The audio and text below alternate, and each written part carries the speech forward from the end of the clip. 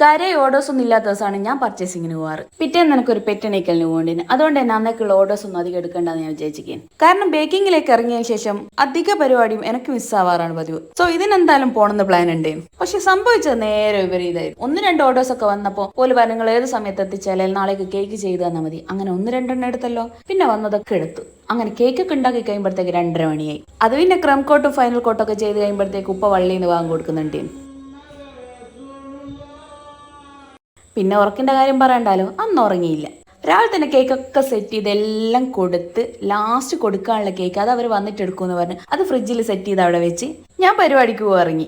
നമ്മളെ വീട്ടിലെ ട്രാവലറിൽ തന്നെയാണ് നമ്മൾ പോകുന്നത്. അതുകൊണ്ട് മുറ്റത്ത് തന്നെ വണ്ടി കയറി. പിന്നെ ഓരോ സ്ഥലത്തു നിന്ന് ആൾക്കാരൊക്കെ കൂട്ടി അങ്ങനെ എല്ലാവരും കൂടെ വീട്ടിലെത്തി. കസിന്റെ വൈഫിന്റെ വീട്ടിലേക്ക് അത്യാവശ്യം ലോങ് ഉണ്ടായിരുന്നു. അങ്ങനെ നമ്മൾ അവിടെ എത്തി വെള്ളമൊക്കെ കുടിച്ച് കുട്ടി ഉമ്മ ഡ്രസ്സൊക്കെ മാറി നമ്മൾ വയ്യപ്പുറത്തോട്ടിറങ്ങി വാക്കക്കൂട്ടക്കാരും ഒരു ചട്ടിയിൽ കുറച്ച് മുട്ടയൊക്കെ പൊട്ടിച്ചിട്ട് ഇതൊക്കെ കഴിഞ്ഞ് നമ്മൾ കാര്യപരിപാടിയിലേക്ക് നീങ്ങി. ഫുഡ് കഴിച്ച് പുഡിങ് കഴിച്ച് ഫ്രൂട്ട്സ് കഴിച്ച് അതൊക്കെ കഴിഞ്ഞ് നമ്മൾ വീണ്ടും വണ്ടിയിലേക്ക് കയറി തിരിച്ച് വീട്ടിലേക്ക് എത്തി. അപ്പോഴേക്കും കസ്റ്റമേഴ്സിന്റെ റിവ്യൂ ഒക്കെ വന്ന് ഞാൻ ഹാപ്പിയായി. അത് കഴിഞ്ഞ് ഞാനും മോൾ ഞങ്ങൾക്ക് വീടെടുക്കുന്നിടത്തിൽ ഒന്ന് ചെന്ന് നോക്കി. അതും കഴിഞ്ഞ് നേരെ വീട്ടിൽ വന്ന് കിടന്നങ്ങുറങ്ങി.